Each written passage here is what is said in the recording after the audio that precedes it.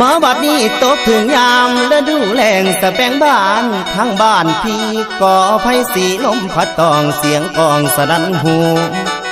แสนคิดทอดยอดสู่ยามอยู่ห่างน้อไกลกันคุณแล้ว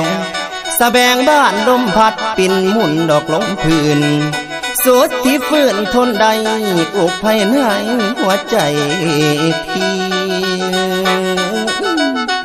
นางเอ้ยนางไงกูละอายนี่หนพรบ่พรบ่ข้านิ่งน้ำนองเจ้าเรื่องเก่านอกข้างหลังคุณแล้ว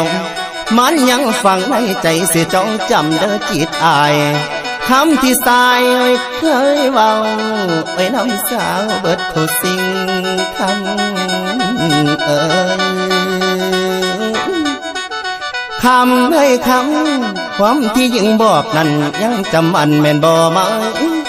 น้องว่าน้องฮัก